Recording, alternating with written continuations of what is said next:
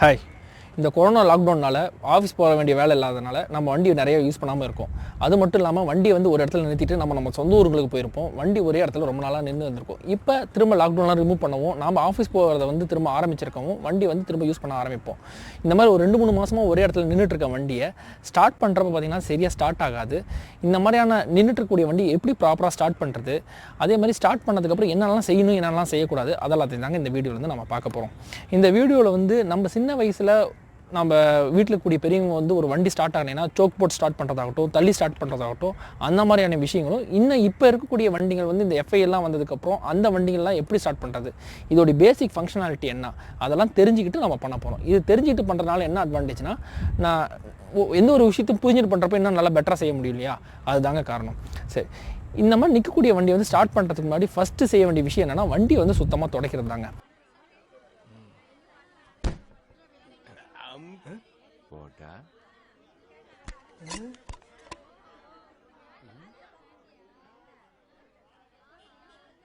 லூசானா இல்ல நான் லூசான்னு கேக்குறேன்.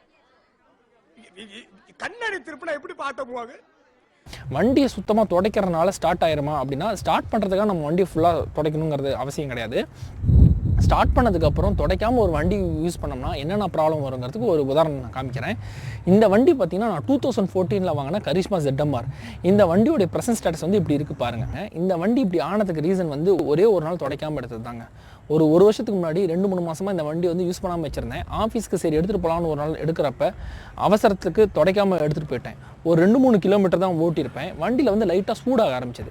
என்ன சூடாகுதுன்னு தெரியலன்னு சொல்லிட்டு ஓரங்கட்டி பார்க்க ஆரம்பிக்கிறதுக்கு முன்னாடியே வண்டி ஃபேரிங் வந்து ஃபுல்லாக நெருப்பு பிடிச்சி எரிய ஆரம்பிச்சிருச்சு. ஃபார்ச்சுனேட்லி அப்போ வந்து ரிலையன்ஸ் ட்ரெண்ட்ஸ் வந்து பக்கத்தில் இருந்தனால, குரோம்பிட் ரிலையன்ஸ் ட்ரெண்ட்ஸ் தான் அது பக்கத்தில் இருந்தனால, அங்கேருந்த ஃபயர் எக்ஸ்டிங்விஷர் எடுத்துகிட்டு வந்து அந்த செக்யூரிட்டி கார்டு வந்து நெருப்பு ஃபுல்லாகவே அமுச்சிட்டார்.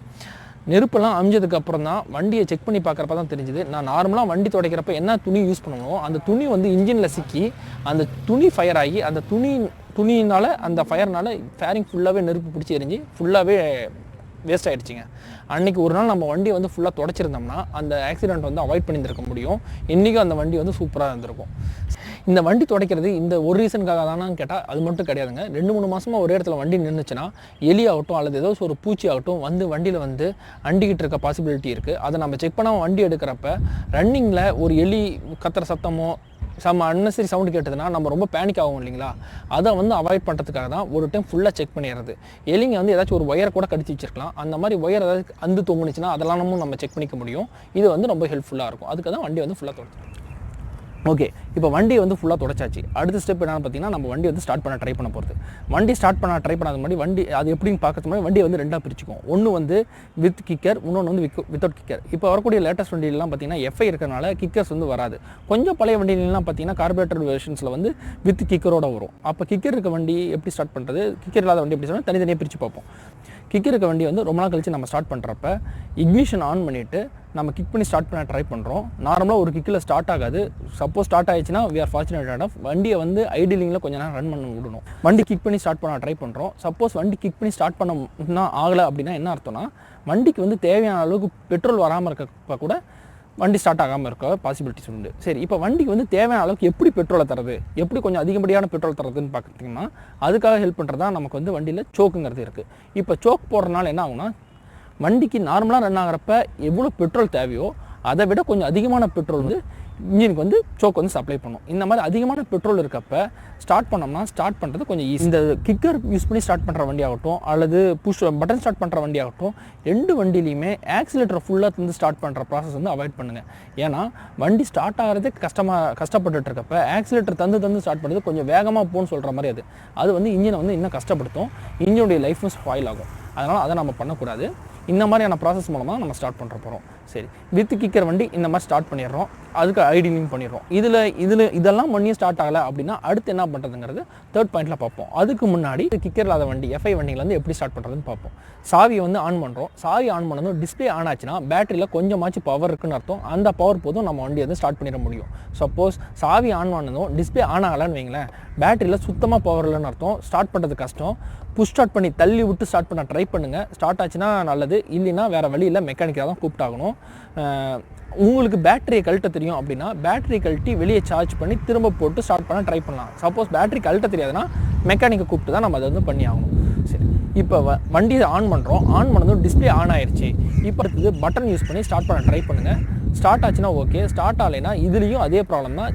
இன்ஜினுக்கு தேவையான அளவுக்கு பெட்ரோல் வரலன்னு அர்த்தம். இப்போ இன்ஜினுக்கு தேவையான பெட்ரோல் இந்த வண்டிகளில் எப்படி அதிகமாக நம்ம தரது? ஏன்னா கார்பரேட்டர் வண்டியில் நம்ம சோக் யூஸ் பண்ணி அதிகமாக தந்தோம்.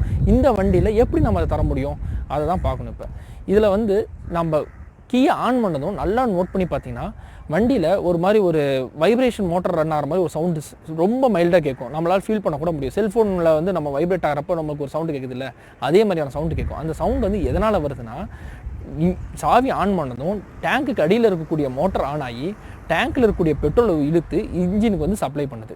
அந்த மோட்டர் ரன் ஆகிற சவுண்டு தான் நமக்கு வந்து ஒரு வைப்ரேஷன் சவுண்டு மாதிரி ஃபீல் ஆகுது.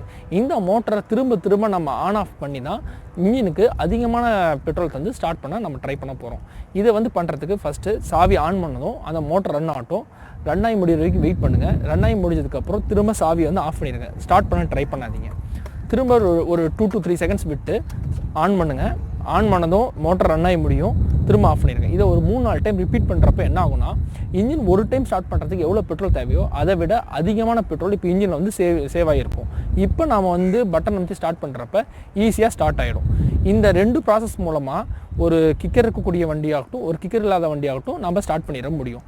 இப்போ இந்த ப்ராசஸ் ஸ்டோக் போட்டு ஸ்டார்ட் பண்ணியும் அல்லது வண்டியை வந்து ஆன் ஆஃப் பண்ணி ஸ்டார்ட் பண்ணியும் ஒரு வண்டி ஸ்டார்ட் ஆகலைன்னா அடுத்த ஸ்டேஜ் வந்து நம்ம பார்க்க வேண்டியது டேங்க்கு தாங்க.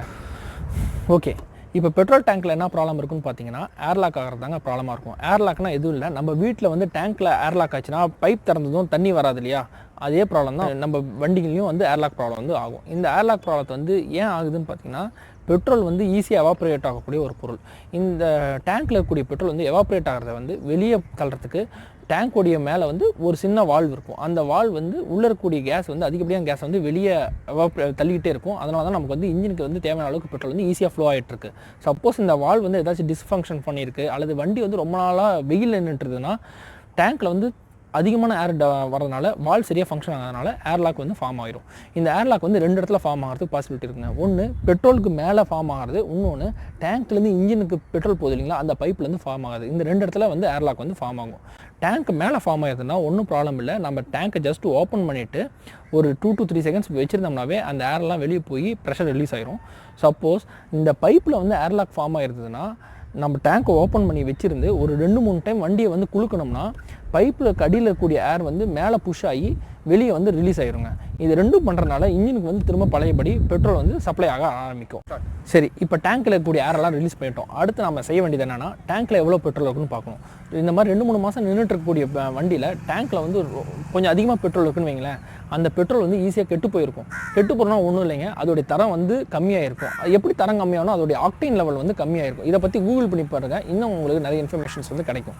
அடுத்து இந்த கெட்டு போன பெட்ரோல் வந்து யூஸ் பண்ணுறதுனால என்ன ப்ராப்ளம் ஆகும்னு பார்த்தீங்கன்னா நம்ம இன்ஜினில் வந்து இருக்கக்கூடிய வால்வி ஆகட்டும் பிஸ்டன்லி ஆகட்டும் அதிலலாம் வந்து கார்பன் டெபாசிஷன் நார்மலாக ஆகிறத விட அதிகமாக கார்பன் வந்து டெபாசிட் ஆகும். இந்த அதிகமான கார்பன் டெபாசிஷன் வந்து இன்ஜினுடைய லைஃபையே வந்து ஸ்பாயில் பண்ணிடும். அதனால் இந்த ஒரு 2-3 லிட்டர் பெட்ரோல் காப்பாற்றணும்னு நினச்சிட்டு இன்ஜினுடைய லைஃப் வந்து நம்ம ஸ்பாயில் பண்ணிடக்கூடாது. இருக்கிற பெட்ரோலை வேஸ்ட் பண்ணிவிட்டு திரும்ப புதுசாக பெட்ரோல் ரொப்பி ஓட்டுறோம்னா இன்ஜினுடைய லைஃப் வந்து லாங் லாஸ்டிங்காக இருக்கும். ஓகே, இந்த மாதிரியான பேசிக் விஷயம்லாம் பண்ணி வண்டியை வந்து நம்ம ஸ்டார்ட் பண்ணிடுறோம். ஸ்டார்ட் பண்ண எடுத்து உடனே ஓட்டக்கூடாது. நம்ம செய்ய வேண்டிய விஷயம் வண்டி வந்து ஐடிலிங்கில் கொஞ்சம் நேரம் ரன் பண்ண விடுறது தான். ஐடிலிங் ரன் பண்ணுறதுனா வண்டியை ஆன் பண்ணி ஒரே இடத்துல நிற்க வச்சு கொஞ்சம் நேரம் அமைதியாக ஓட விடுறது தான் ஐடிலிங்னு அர்த்தம். ஆக்சிலேட்டர்லாம் நிறையா தரக்கூடாது. அதோடைய பேசிக்கான ஆக்சிலேஷன் எப்படி ஓடுதோ அதை அப்படியே விட்டுறணும். இந்த ஐடிலிங் எதனால் பண்ணுறோன்னு பார்த்தீங்கன்னா இன்ஜினில் இருக்கக்கூடிய ஆயில் வந்து ரொம்ப நாளாக ஒரு இடத்துல நிற்கிறப்ப கீழே வந்து ஸ்டாக்னேட் ஆகிருக்கும். இந்த ஸ்டாக்னேட் ஆன ஆயில் வந்து இருக்க வேண்டிய இடம் எதுவும் பார்த்தீங்கன்னா இன்ஜின் ஃபுல்லாக பரவி இருக்கணும். எதனாலனா இன்ஜினோடைய மூவ்மெண்ட் ஆகக்கூடிய பார்ட்ஸ்லாம் லூப்ரிகேட் பண்ணி ஃப்ரிக்ஷனால் அது டேமேஜ் ஆகாமல் பார்த்துக்கிறது இந்த ஆயிலோடைய வேலை. அது பண்ணாமல் 2-3 மாதமாக நிற்கிறதுனால கீழே ஸ்டாக்னேட் ஆகிருக்கும். அப்படி இருக்கப்போ இதை வந்து நம்ம திரும்ப ஃபுல்லாக எல்லா இடத்துலையும் பரப்புறதுக்கு ஐடிலிங்கில் ரன் பண்ண விட்டோம்னா எல்லா இடமும் பரவிடும். திரும்ப நமக்கு ப்ராப்பரான லூப்ரிகேஷன் கிடைக்கும். இன்ஜினோடைய லைஃப் வந்து லாங் லாஸ்டிங்காக இருக்கும். இவ்வளோ தாங்க பேசிக்கான விஷயம். ரொம்ப நாள் நின்றுக்கூடிய வண்டியை வந்து ஸ்டார்ட் பண்ணுறதுக்கு தேவையான பேசிக்கான விஷயம் இவ்வளோ தான். இதை தாண்டியும் ஒரு வண்டி ஸ்டார்ட் ஆகாமல் இருக்குன்னா ப்ராப்ளம் வந்து எதெல்லாம் இருக்கலாம்னா ஸ்பார்க் ப்ளக்கில் இருக்கலாம், ஏர் ஃபில்டர் வந்து அடைச்சிட்டு இருக்கலாம். இதெல்லாம் நமக்கு வந்து ஒரு ஸ்பார்க் ப்ளக் வந்து நமக்கே கழட்டி க்ளீன் பண்ண தெரியும்னா க்ளீன் பண்ணி தாராளமாக போடலாம். அது வந்து வில்லன் கோட். ஸ்பார்க் ப்ளக்கில் என்ன ப்ராப்ளம் வரும்னா 2-3 மாதமாக நிற்கிறப்ப ஸ்பார்க் ப்ளக் வந்து ரஸ்ட்டாக இருக்கும், அல்லது அதுக்கு வரக்கூடிய ஒயரில் வந்து ரஸ்ட் ஃபார்மேஷன் இருக்கும். இதனால் ஸ்பார்க் ப்ளக் சரியாக ஃபங்க்ஷன் ஆகாமல் இருக்கும். இந்த மாதிரியான விஷயங்கள்லாம் வந்து நமக்கு பார்க்க தெரிஞ்சுன்னா ஓகே, வெல் அண்ட் குட். இல்லைனா ஒரு மெக்கானிக்கை கூப்பிட்டு பார்க்குறது இட்ஸ் அட்வைசபிள். சரி, இதெல்லாம் பார்த்து வண்டி வந்து ஸ்டார்ட் பண்ணிடுறோம். ஸ்டார்ட் பண்ணி ஐடிலிங் பண்ணியாச்சு. ஐடிலிங் பண்ணி ஓட ஆரம்பிக்குது. இப்போ ரோட்டில் ஓட்டுறப்ப பார்த்தீங்கன்னா தேவையில்லாத சவுண்டு வந்து வரும், கடகடன்னு ஒரு சவுண்டு வரும். அண்ட் தென் வண்டி வந்து ஒரு ஸ்மூத்தாக ரன் ஆகிற ஒரு ஃபீலே இருக்காது. ஒரு புது வண்டி அளவுக்கு ஃபீல் வேணாம், ஒரு நார்மலான ஒரு வண்டி ஓட்டுற ஃபீல் கூட இருக்காது. அந்த ப்ராப்ளம் வந்து எதனால் வருதுன்னு பார்த்தீங்கன்னா, இன்ஜின் என்ன தான் நம்ம நல்லா மெயின்டைன் பண்ணாலும் இன்ஜினோடைய பவரை வந்து நமக்கு ஃபீல் பண்ண வைக்கிறது வந்து டிரான்ஸ்மிஷன் தான்.